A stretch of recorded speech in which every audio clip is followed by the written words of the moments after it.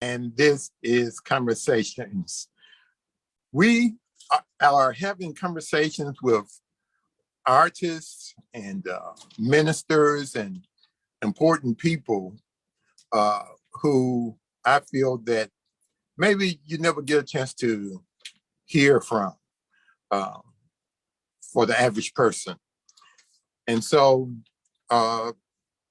these conversations are sponsored by Humanities Tennessee and the Community Foundation of Greater Chattanooga. This is sort of in relationship to my upcoming exhibition next year at Stoveworks Museum, where I'm going to be focusing on the Black Bible. So I'm working on that exhibition all year, and I want to have some conversations with people who are experts in their field.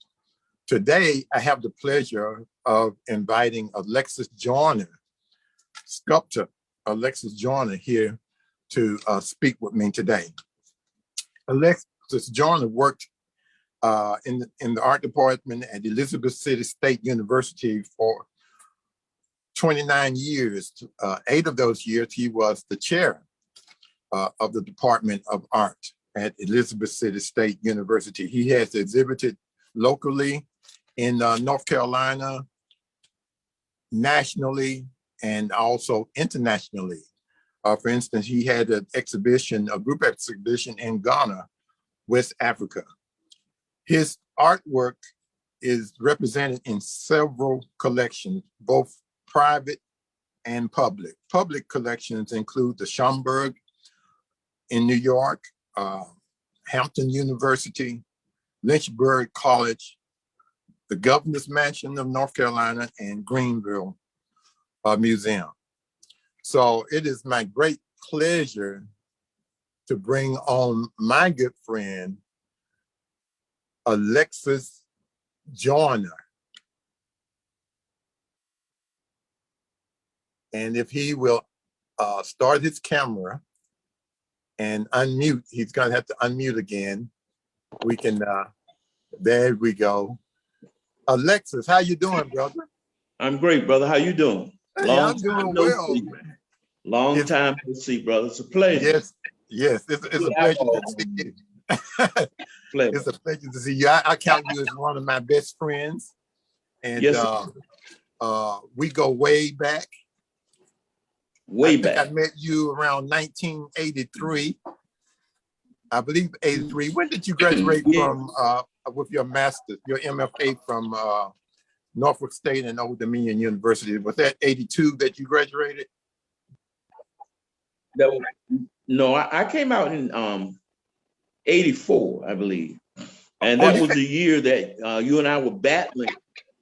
We were battling for a studio. I couldn't move out fast enough. And you couldn't move in fast enough. So that was 84 then. You remember that? Uh-huh. We were battling for a studio. Okay. I kept getting these notes from this stranger saying, when you moving out? I said, God, who is this guy? You know? And finally we met.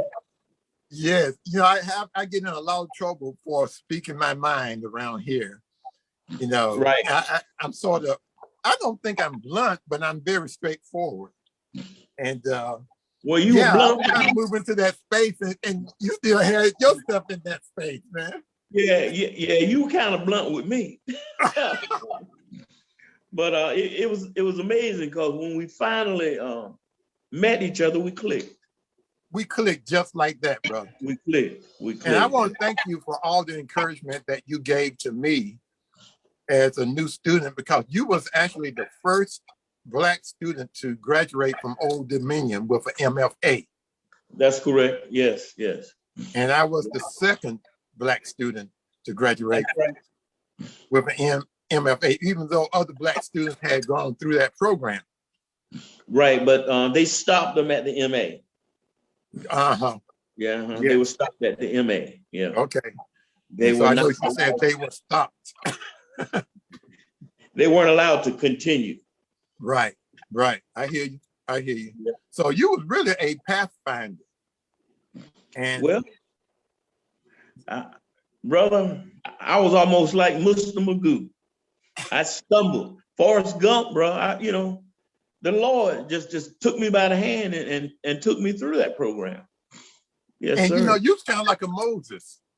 For me, you was like a Moses because the Lord knew that I needed a Moses, someone who had already been through that wilderness to help guide me, because when I was under all of that spiritual attack, you was actually the only person that could understand where I was coming from, who I Exactly. could talk to, who knew, Yeah. and you knew exactly what I was facing. And I might add that I didn't have that, but I was fortunate enough to have some good people in my corner who would pull me to the side and say, "Hey, look, go this way, go that way," Right. and it all worked out. And it was a blessing. It was a blessing. Yes, yes. Yeah. And our trials make us stronger, doesn't it? Yes, sir. That's right. Yeah. So do you see a difference now in academia, having been a professor for 29 years and having been a department chair for 8 years or more?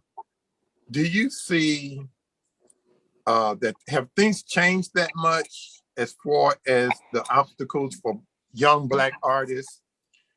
You was actually a professor at a predominantly Black college, Yeah. university, Right. HBCU, and Yes. and that's sort of a blessing, I believe, for kids to be in that environment. Of course, we did not graduate from that environment at all. We were Exactly. like the only ones in a sense, and I found myself trying to convince my professors that my path was the right one, and that Right. we had some history too that our professors didn't know about. Here in Chattanooga, one of the things that I'm noticing, and I'm not talking about the university setting here. I'm not sure what's happening now. I know what happened, how it was when I was there, but a lot of the young artists that I'm meeting, they don't have that academics to go along with their art. I'm wondering, have things changed that much in academics uh, from when we, in the 1980s, when we were struggling? What do you think? What do you see in North Carolina? Well, it's interesting, man, because speaking from a personal point of view, Okay. and coming from an HBCU, the art department that I left, the people higher up saw fit to get rid of the studio art component. Say And that it again. So wait a minute. The art department got rid of the studio art. Okay. yeah. Well, the administration did it. Okay. And they did it because they thought they were gonna save money. Mm. So, and they left graphic design intact. Mm-hmm. So we still have a bunch of African American students coming to the university, but they want drawing, painting, sculpture, ceramics, but that's not really available to them. Like I say, it's a graphic design department, and the person who's the director is no longer a chair; it's a director, because they merged music and art. And the guy who's the director he's a white guy, he's a Caucasian, and everyone under him is Caucasian. So there are no African Americans in the so-called art department at this HBCU. That is shocking to me, because even here in Chattanooga, as far as the visual arts, for sure. First of all, a lot of schools don't have visual arts, Right. but the ones who do, all of the teachers are white, usually female, teaching Black kids. And Exactly. so one of the battles that I happen to be in right now in Chattanooga is our history and our culture is being slaughtered. I call it culture killers. Beware of culture killers. Yeah. Because people Oh, will yeah. devastate your culture. People will erase your culture. Yes. And in for money. I'll put it like that. For For money. gain. And some Black people will do that too. Some Black people will erase their own culture and desert their own people. But we need artists. The world needs artists. Exactly. Art is a multi-trillion-dollar business. It's one of the few businesses that keeps escalating and getting larger and bigger. And art is so important to our kids. It exercises that right brain thinking and that part of the individual where creativity lies and where entrepreneurship lies. That's And right. even the major business colleges like Harvard, the Ivy League colleges, they are now requiring that their students have some art because of that. Because Exactly. in this modern day society, brother, to be able to tell a story is going to be important in competing with the rest of the world. Absolutely. So I see that what's happening in Chattanooga, I happen to be living in a place and my studio is in a very important school. And somebody mentioned a month ago, we might have to gut the school. Just no respect for our culture. And what that is racism, is bigotry and slavery. And sometimes our own people will sell us out. Oh, yeah. So I am shocked that the HBCU, would sort of desert the arts. I have nothing against digital art. I have nothing against that, but we know the importance of art in the world, and the powers that be know how important that is. Because Right. when a culture or a people reaches its height, when you look at the history of civilization, it always turned to art. Exactly. Talk to us, brother. I mean, I see you as a person who, in your work, there's a lot of African history, a lot of African culture. You can see that you have a strong foundation in history that has not been historically taught at the university level. I can see that infused in your work.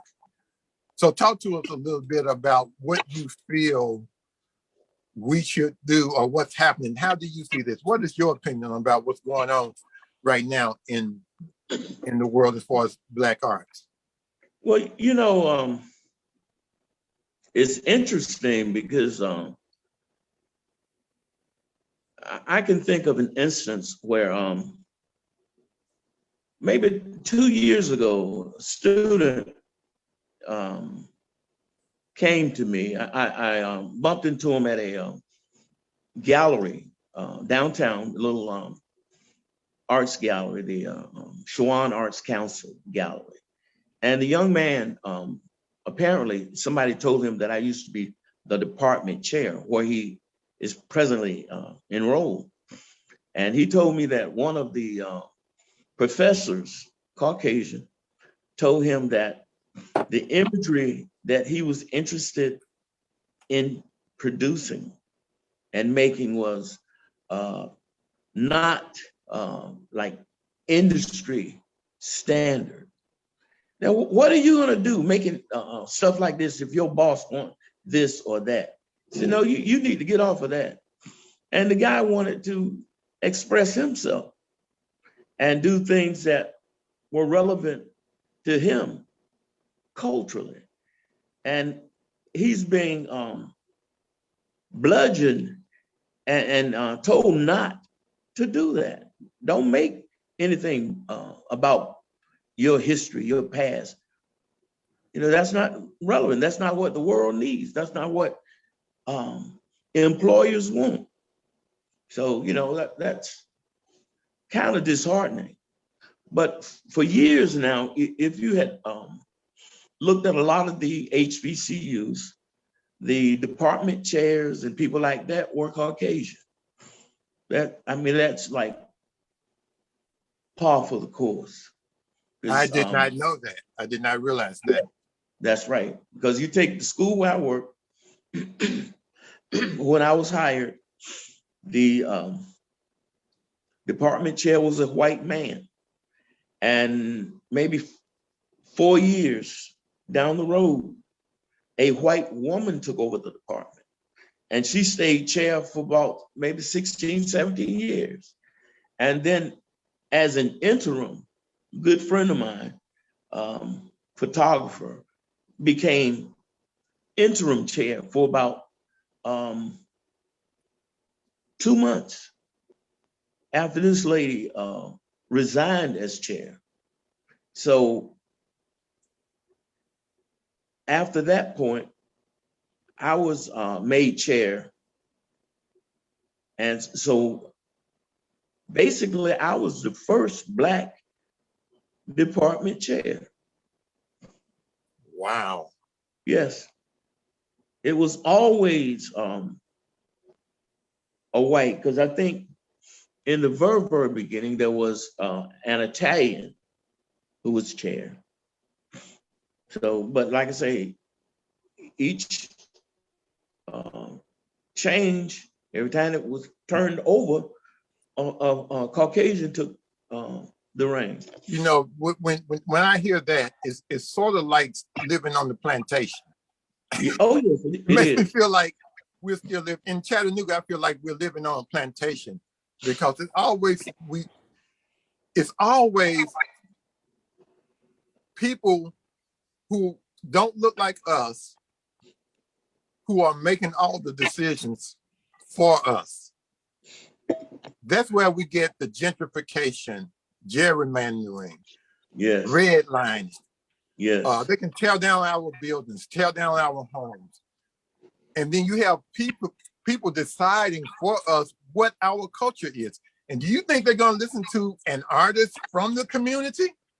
right. Do you think they're going to listen to, I mean, I see people manipulating community people who don't have any knowledge about the field, you know, and you don't know what's going to happen. It's just like living on a plantation. It is, it is eye-opening. And that's why I have a new mantra now: beware of culture killers. And our kids are in the streets here in Chattanooga shooting each other down. Yes. And I know firsthand because we've had Splash now, our nonprofit, going 10 years, going on 11 years now. And I have seen the power of arts to change lives. I have seen the power, just the knowledge of where you come from, knowing that, you know, you are worthwhile. You are beautiful. You do have something inside, and there's a reason why you're poor. There's a reason why you don't have a job. There's a reason why there in Chattanooga, you don't see any Black businesses really. You know, Right. there's a lot of Black businesses that's been coming up the last few years, but when you see buildings, we don't own the buildings. We don't own anything, it appears. And if you don't know history, if you don't know your culture, you think that you are less. You will internalize that fact that you are less. When we know, you and I know, that the dominant culture has gotten all of its art from Africa. Thank you. Thank you. I want you to speak on that. I want you to speak on the importance of Black art, African art, or what have you. What can we say to our viewers that's going to make them think? Because I want people to think about what they're doing. You know, as a human being, we need to think about what we're doing to people.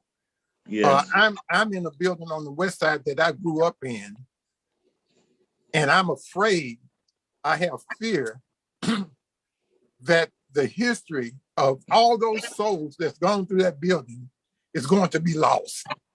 What would you say to people? Because we're going to have a lot of people from Chattanooga listening to us speak. Well,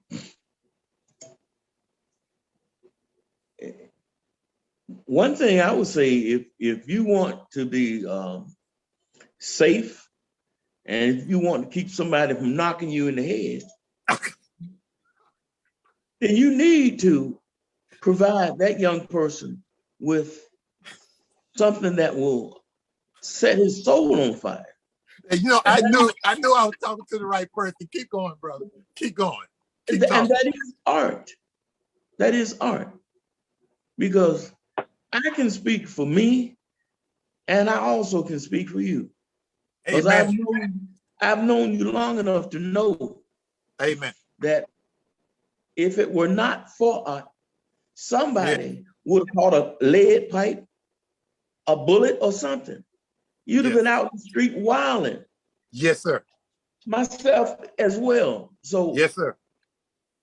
I am a product of what being involved in that creative process can do, sir. to elevate a human being, to elevate his consciousness, to bring him out the muck and the mire.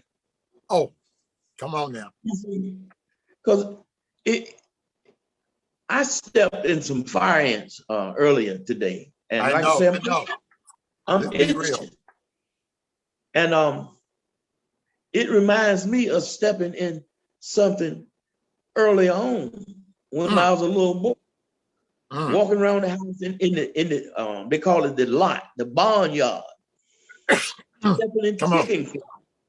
Come on, my brother. Talk. Barefooted. Now, little boy from Southampton County, Capron, Virginia. It was not in the cards for those people who thought they were writing my destiny. I should have never, you see, I should have never become a college professor. Come on, you better talk. You see? Yes, sir. Look, little old dude stepping and kicking crap. Most of his developing life. So, you know, it's just a testament to what that gift did in my life. Yes, sir. And as I said, I'm speaking for you too, in your life. Yeah. Yes, sir. Yes, sir. I mean, we went back to where I grew up. I grew up in the projects, grew up in the hood. My character was formed by those same projects that these white people have come into, guiding a process that does not include our history and culture. How do you know? Because I went through all that crap, got my degrees. Amen. Amen. And got educated by the grace of God so that I would know what I'm talking about. I'm a product of that community. Yes. And by the grace of God, I got out with a few others, became the first, as probably you was, I don't know, but the first in my family to get a college degree. Right. To go ahead and get the terminal degree, to go through hell in order to get it. Right. And then be blessed to exhibit all over the world. Thank you. But having the grace to go back to where I come from to try to pull some other people. Come on. Absolutely. Now, and then people who don't look like us gonna guide us. When we have our own artists, we have our own architects, we have our own preachers, we have our own griots, we have our own history and culture, and we don't need other people to tell us how to tell our own story. And I'm sitting there listening to people tell me what should be in a place where I grew up. Exactly. See, this is what we're dealing with in life. And our children Oh my. are killing each other. Yes, yes. Most of these homes, most of the kids I deal with don't have two parents in their home. Right. I did 15 years of prison ministry, but people look at me like there's something wrong with me. Now, I won't go along with the program. Exactly. But you know, awaken something in me just like you did in the 1980s, brother. Go ahead now. Because, come on, because, amen. You know, whom the Son sets free is free indeed. We are free. We free. We is free. That's right. We're free thinkers. We don't need people to manipulate our thinking. No. What is it? And that's why they don't like the black artists, the true black artists, you know, who have some skill, who has some knowledge, who not just trying to get a paycheck. Exactly. Because art is way beyond money. It's about culture, a people that has survived slavery and the worst atrocities. And we are still trying to survive the George Floyds. And you know, we're still in survival mode. Yes. Man, you get me excited, brother. So go ahead and talk to me, bro. Tell me something good. I mean, we're still trying to outrun that slave catcher. Them dogs, they still on our heels. But what fascinates me though is it seems that a lot of us are not aware of it, or we're in denial. Like they say, denial ain't just a river in Africa. In denial. I guess we think that if we don't address it, then it won't rear its ugly head. And one of the biggest problems we have, we want people to love us. But it's not about that. It's about people respecting us. Come on. Come on. And I have found in my short life that people respect you when you respect yourself. Yes, sir. When you stop making excuses and apologizing for being who you are. I know so many Negroes who are just, so apologetic to other folks for being born Black.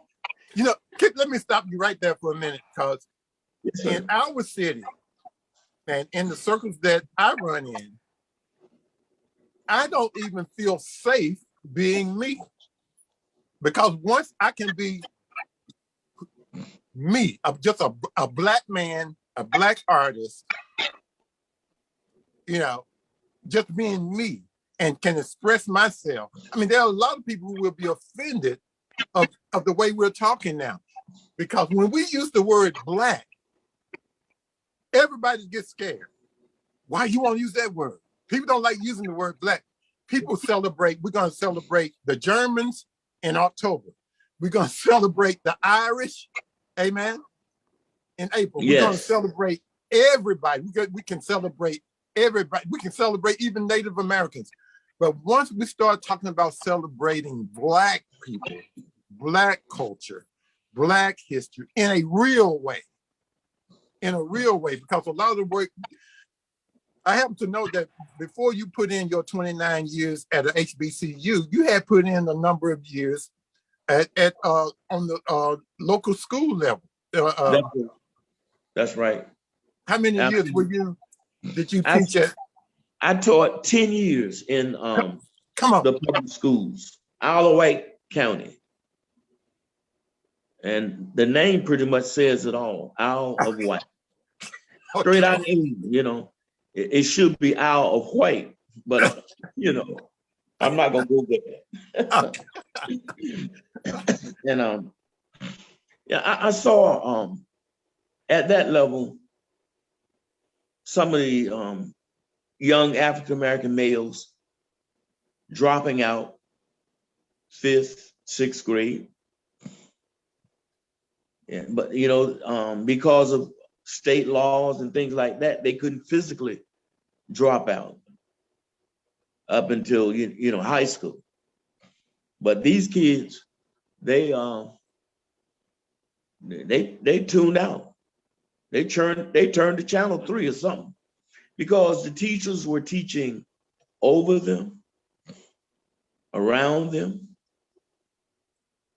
under them. And these people were not crazy. These little young brothers were not stupid. So they were saying, well, I'm tired of this, so this ain't getting me nowhere. So some of them exhibited some negative behavior. So a lot of these guys were railroaded into special education programs. Bunch of them were put on medications. And a lot of those kids that were marginalized and pushed to the side, when they came to my art room, they were totally different people. Totally different.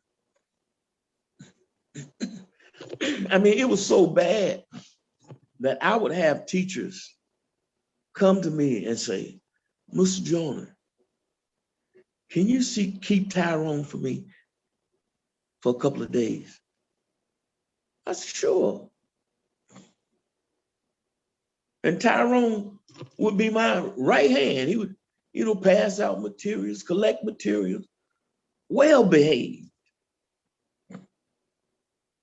But when he go back into that regular classroom, back at it again, Tyrone the Terrible. Because my philosophy in terms of teaching, teaching is a luxury, especially at that level. Even at the university, teaching is a luxury. When you have a moment to be able to depart your knowledge in terms of your subject, your expertise, oh, that's great. But number one is, above and beyond teaching, it's about reaching. Oh, Lord. Talk to me, brother. I mean, you got to reach before you can teach. Because, man, I remember it was funny. At the end of the day, I had to drive almost an hour to get home. And I would rush to get home to turn on the idiot box so I could watch the Transformers, Transor, Z and all them boys, Thundercats, so that I would have the information to talk about. Yes, sir.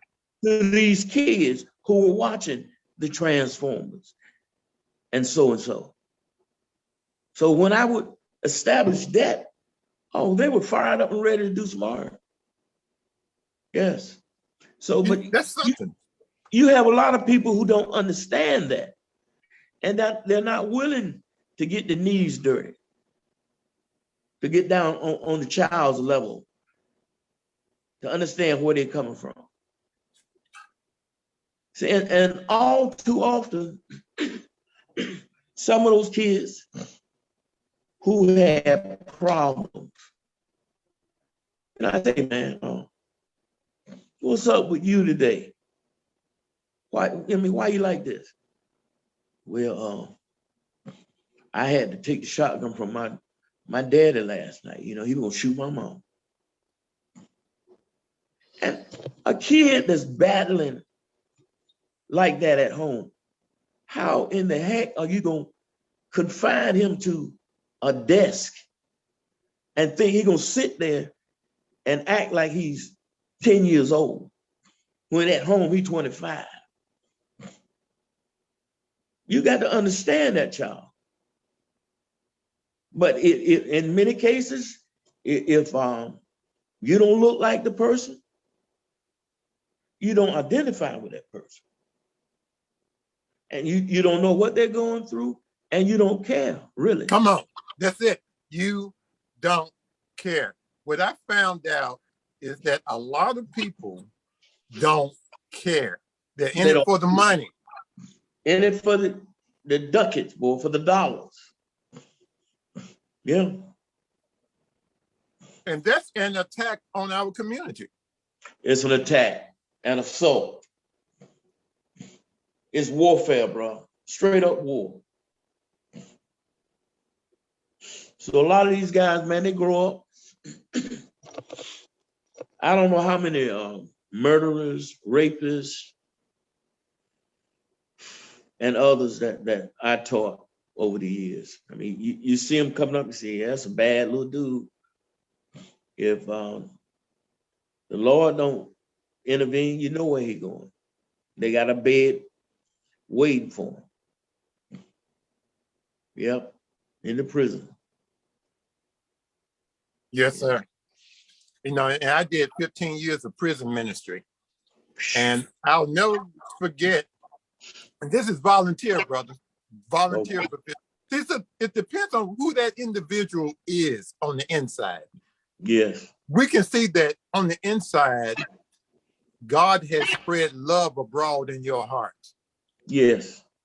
And you love everybody and anybody, regardless of skin color. That's right.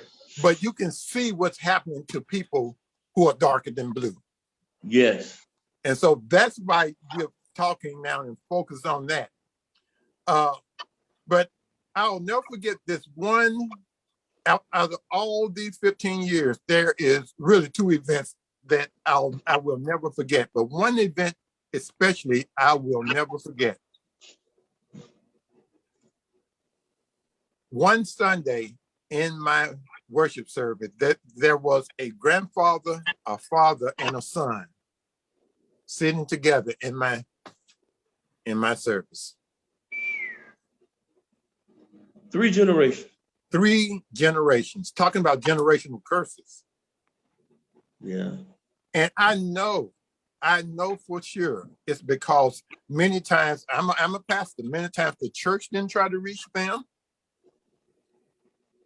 The teachers did not try to reach them. They're growing up without resources. And on the west side, where there's a lot of, where my studio is located on the west side in Chattanooga, you don't know this area, but there's 13 gangs in that area. And over the past 10 years, 9 years prior to now, when people want to come in and move people out, it was like Dodge City. 3 minutes down the road, people are walking around enjoying their lives in downtown Chattanooga on the river, protected.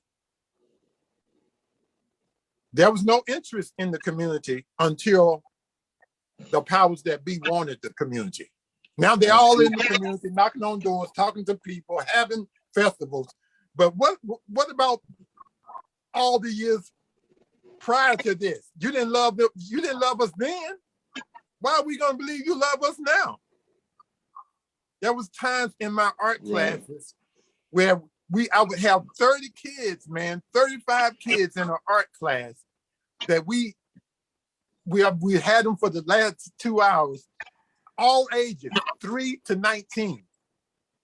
And we had to keep them in the studio because there's gunfire outside of the building. You can hear guns going off outside the building. And we might have to keep them for 30 minutes or an hour until it's safe for them to walk home.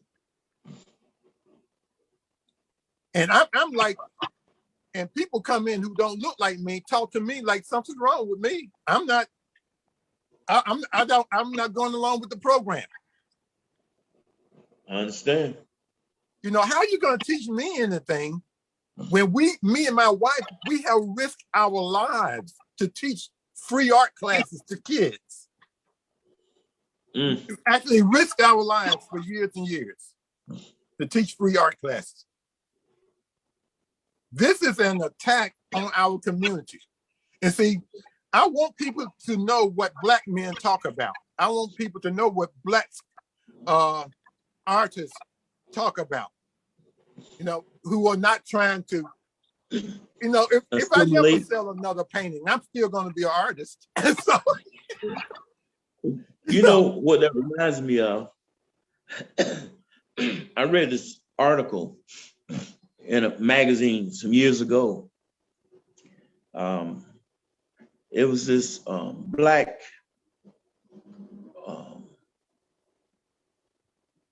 writer, art lovers, slash, I guess, amateur historian. He wanted to do some stories on Black artists. So he approached this one artist who was obviously Black. And he said, hey man, I want to do some stories on some Black artists. Will you be willing to give me an interview? And the artist says, well, you know, I am Black. I'm an artist and I just happen to be Black. So the writer said, oh, stop right there. Can you refer me to some Black artists? Man, I have loved that story ever since. I mean, because that's what we're faced with. Oh, art is universal. Sure, art is universal. But there is a Black aesthetic. Come on. Yes, sir. Yes, sir. And there are subjects that are near and dear to us. But yes, they are human. So they are universal. They are universal. They are universal. So you don't have to water it down, make it milquetoast in order for other folk to like it. In fact, as we have pointed out so many times, when it's watered down, they don't want it. The Caucasians want the funk uncut. Come on. Yes, sir. Straight up, bro. Yes. This is why you saw blues. You go out and say, who playing tonight? You go up in there, it's a white band playing blues. Yes. I mean, you know, you had to beat your way through Caucasians to get into a blues concert. So they want it, man. They want it raw. The ones that appreciate, they want us. Yes. They don't want an imitation of them. But so many of us are willing to sell our souls, man. Because we think this is what other folk want. Or many of us also are trying to prove that we are worthy. Have you ever met? Wow. Have you ever seen that? Trying to prove that we are, I'm not like the rest of them. Oh my God. Have you met people like that? Look, I think we met some of those people together. We did, didn't we? Right. Yes, sir. You know, that's very disturbing, isn't it? It's very disturbing when, after all our people have been through in the West, we're trying to prove to others that we're not like our people. That's right. I'm a little bit different. Now your viewers may not get this, but this is for me and you. Okay. We was scared to death.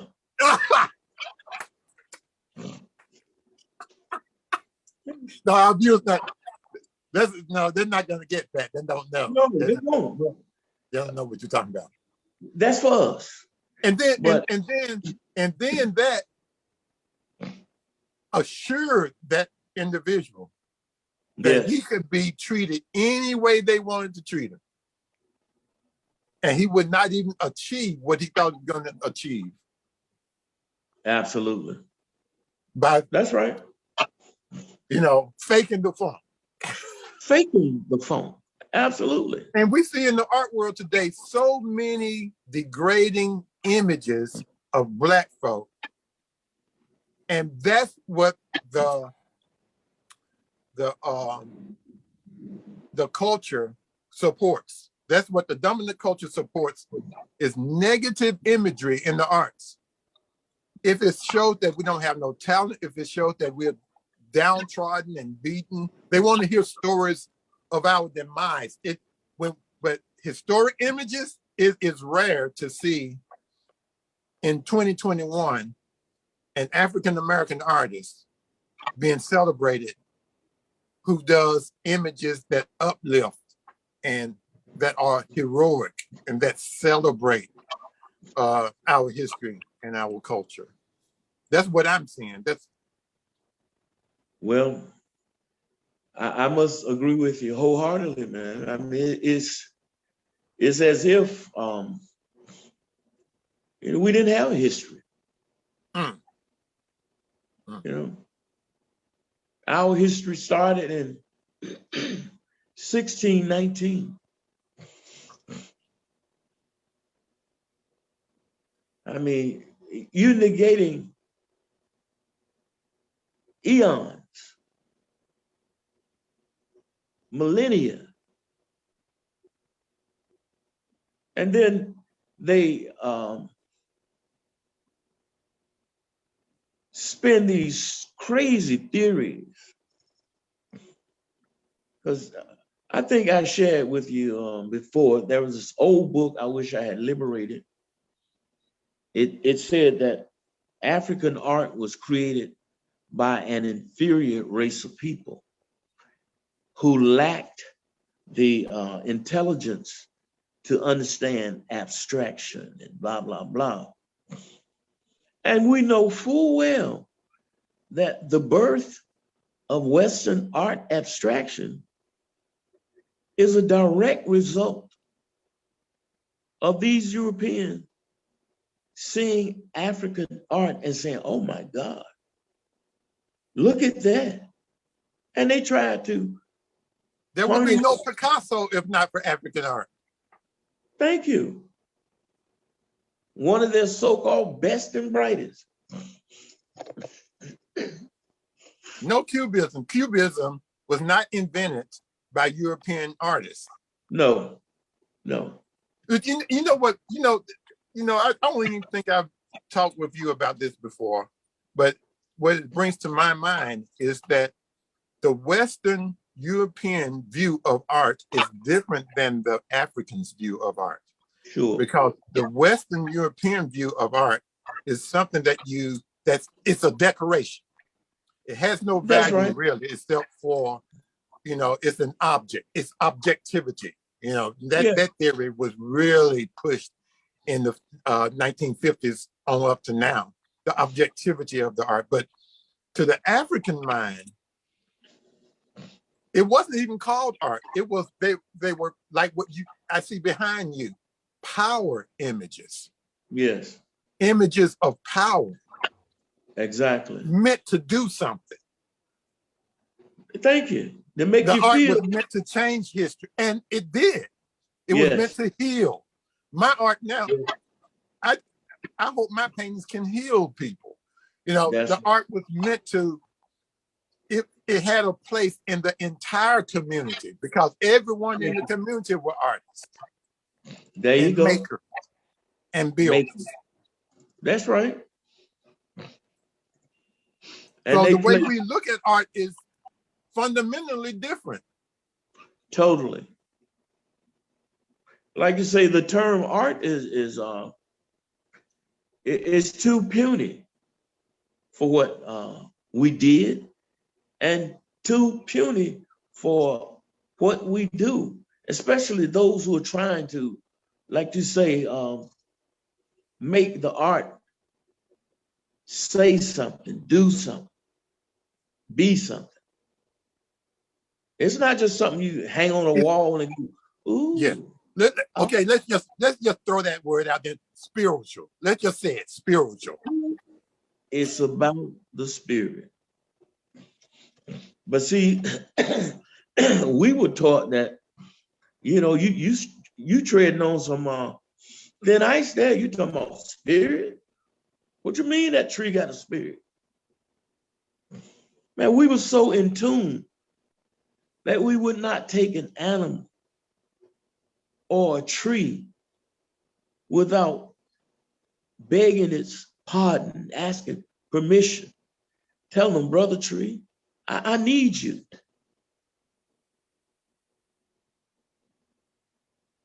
Because we knew that we are a part of this earth. Thank you. We are in concert with creation.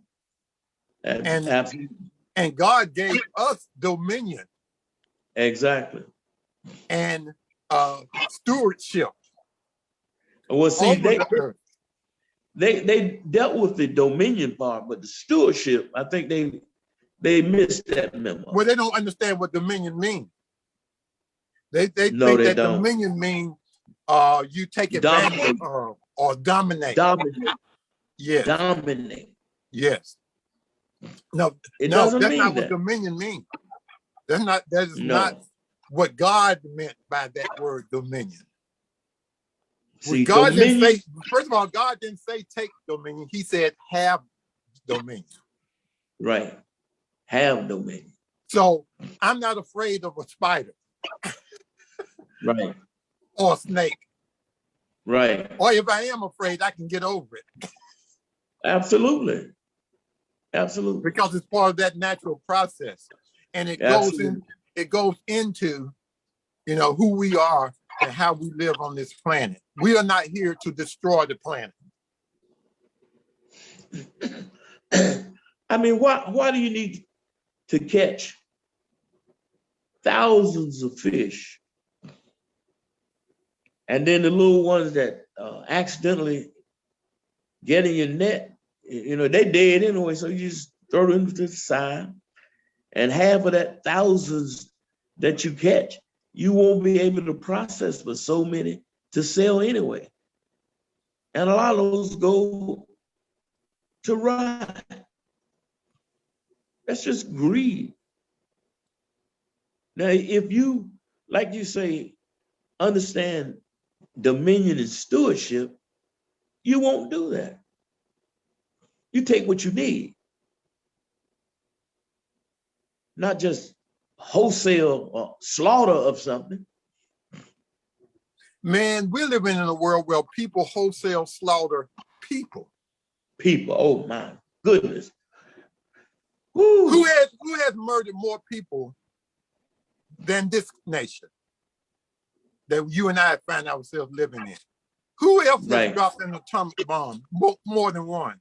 Who else has killed off entire nations that live here in America? I mean, and never say I'm sorry. Who else have enslaved people and committed the most horrendous things that you can even imagine on the people for hundreds of years? And then go around the world and claim that they are the bringers of the light. They are the ones who civilize people. They civilized the world. Everywhere they landed, the cultures and the people that were there, they were labeled, inferior, devil worshipers, and you name it. So they were to be subjugated. Barbarians. Barbarians, yes. It's like any name that's thought up is always something negative. For someone who don't look like or think like you know. That's right. So they're not like me, so they must be less. Or I must know more than them. Or my way of doing things.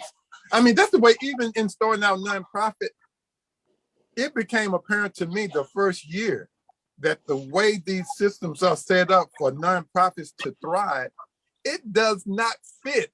The outcomes that for nonprofits did not fit what we had been doing for 2 years for free. Right. We were doing the work, had the children and all this, but when you're trying to get support, and then you have all of these outcomes that they want, it had nothing to do with what we were doing. The outcomes that you're looking for. For instance, I'm going to make it simple and plain. Okay, we're doing art, but that outcome can't be art. It has to be something else. Well, did they go and graduate from the university? Do you have stories of them graduating? My story is that we were successful because they showed up to class. Dang. That's the right. outcome we want. We want to be in their life for that period of time, and we're going to be here for them for the next 4 years to help them to be who God created them to be, to express themselves through art, to discover themselves through art, to discover their neighbor through art, and to discover the beauty of life and the world and the possibilities of living on this planet through art, and the beauty of their history and their culture through art. What other outcome could be greater than art for art's sake? None. Yeah. Yeah, that is amazing, brother. Yes, sir. Tell me something about your sculpture, man. We haven't even talked about your sculpture. We started talking, and we only have a few minutes left. And I'm not going to hold you because you've been attacked by fire ants this morning. I want to thank you for, you're a real trooper, and you really care about, this subject matter. And you didn't have to come on and spend any time with me today, but you did in spite of the fact that you stepped into a colony of fire ants this morning. So yes, I see some of your sculpture behind you. Tell me about what you're trying to do with your work. I mean, some of the things that I've seen you doing this year, some of those things are like 9 feet tall, 15 foot, just huge pieces that you're doing. And our viewers, I'll have to, if you give me the permission, I'll share some of your images with them later on. Yes, yes, you can do that. Okay, we will definitely do that. What is your work about? Well, a lot of my work is about memory and the impact that a lot of old down home, unformally educated geniuses had, the impact that they had in my life. Because I have known people who were, maybe 5th, 6th grade educated, more intelligence than you can shake a stick at. And I've known untaught musicians and artists that just defy logic. You say, now, how can that brother be that bad? See, I'm gonna share this term with you that I kind of developed. There is a Juilliard. Everybody knows Juilliard. But I tend to subscribe to Julie God. Oh, Lord. Yes, sir. A man who's, graduated from Julie God, Juilliard can't touch him. No, he can't. Because you can feel him. See, and there's some of us who were fortunate enough or unfortunate enough to be formally educated. And Come on. a lot of those people, they beat the Julie God out of them. They did. They did. But That's true. I'm here to say, like I say, I'm speaking for you again too, because I know when I see your work, that is Julie God, brother. You went to the schools of Julie God. You in the streets, in chat. Yes, sir. In projects. Yes, sir. When I was in them cornfields, them peanut Yes, sir. fields, you see, Woo. where Yes, they sir. thought I should be the rest of my life. I Yes, should sir. still be, shucking corn and Come on. picking for the man. But no, God saw fit to send me through Julie God. You see. So that's how I approach my art, bro. I approach it from a spiritual Yes, sir. point. Yes, sir. That's the beginning and the end. Yes. The beginning and the end. That's right. I mean, You know, if my work does not embody a message or spirit, then I don't feel like I'm being true to my calling. I'm not being true to my calling. so an art is not just something you do. Art is who you are. Yes. I mean, without it, I don't think I could breathe, bro. I don't think I could breathe without it. I'm almost like a runner, because I used to be a runner. When I didn't do my 2 miles, I kicked myself. I was guilty all day. Oh Lord, I didn't do my run today. When that creative bug catch you by the jugular, you got to create art. Sick, well, fire burning you up, you got to do it. You don't have a choice in the matter. Because a lot of times people say, well, how did you choose art? I said, no, I did not choose art. Art That's chose right. me. Yes, sir. Yes, sir. You know, and a lot of our parents, Yes. I hope and pray our parents hear this, because a lot of our parents don't know how important that is, what you just said. God created that young girl, that young boy, an artist. Yes. Well, why not just feed that? Why not just celebrate that, who that person is? Because I have watched artists grow up my entire life, and when they do not answer the call, their calling, because sometimes their parents say, well, you can't make any money with this, so you need to be a lawyer, you need to be a doctor. They live their whole lives unhappy, depressed, Yes. angry. Angry. And I've seen people go back to who they really are, their true self, which is an artist, after they retire. Now they're going to be artists. When they've lived their whole life in denial, they'll live their entire life, you know, they've been faking the funk their entire life. Yes.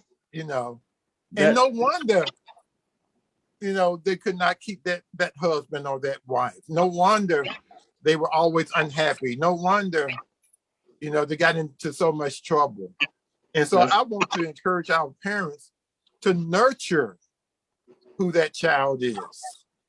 And that's one of the major reasons why my wife and I started Splash, because we had a conversation. I said, now, what would have made our life a little bit easier? Because, you know, Black kids are going to have to face discrimination, racism in the schools and in the art community and in their life. They're just going to face it now because we are not free yet. That's right. So what can give them that strength? And it's knowing who they are and being who they were created to be. That will give them the strength to make it. I know it has given me the strength, and it's given me strength now. Yes. Yeah. Thank you. Thank you for that. Julie Gard. Julie Gard. I'm going to remember that. There's no place like it. Ain't got no walls and halls. It's above academia. Yes, it is. I mean, the whole world is your studio. Come on. And your school. I mean, see, I'm talking, it's tied into your appreciation of just being able to draw your next breath. Come on. Yes, sir. And knowing who you are and whose you are. Because, bro, we are artists, but we're just an instrument. You ain't that smart, man. I know you. Right. You know, you might be above average intelligence, but there is no way, it's not earthly possible for you to come up with some of the images that you paint, bro, on your own. No way. No way. No way. But some people believe that's all them. Yeah, I did this. I'm creative. Which brings me to this point. That term, I create this, I create, is a little bit too big for us. Help us out. See, we are makers. Ain't but one creator, brother. Just and one. He allows us to observe his creation. Man, you are so much on point. I had never thought about that, but I know a few years ago when I heard that term from a young artist saying she's a creative. And I asked her, what's that? Right. What is a creative? She couldn't even create her own apartment. I mean, you can't even wake yourself up in the morning. How are you going to be a creative when you have been created? Thank you. That's right. Oh, I'm going to jump all over that, boy, next time that comes out of people's mouths, brother. Because that is a truism. That is a truism. Yes, sir. You may be a lot of things, but creative, you are not. You have been created. That's right. And it's only by the grace of God that you are alive right now. That's right. Come on. Yes, sir. Brother, I have enjoyed this. We have to talk again. Yes, sir. We have to talk again because you did a series. Next time is almost like I said the thing about reaching. You got to get all this other stuff out of the way before you can start talking about the art. I mean, really. So that's exactly what we have done, brother. We've laid the foundation. Yes, sir. Yeah. Now it's time to, put some sticks up, start building the house. Okay. That's what I want to do. And, yes, sir. And I want to give people a little caveat here. You recently completed and had a huge exhibition on lynching. And I want to, yes, sir. Next time we talk, we're going to talk about that exhibition and how it's connected with your history, the history of where you live. And I appreciate how you allow the history of the land that you own inform your work and the statements that you're making. Very, very powerful. Yes, sir. Well, thank you, bro. I appreciate it. But it like I said, it ain't me. I'm speaking from my heart. Yeah. And my heart belongs to God. Amen. Thank you. Thank you Yes, so sir. much. It's been my pleasure, brother. It's been my pleasure. We've been talking with Alexis Joyner, sculptor and great friend of mine, powerful artist. And we want to thank you for joining us today. Thank you for joining conversations. And until next time, we will see you guys later. Thanks, Alexis. You're quite welcome. Peace. Bye-bye.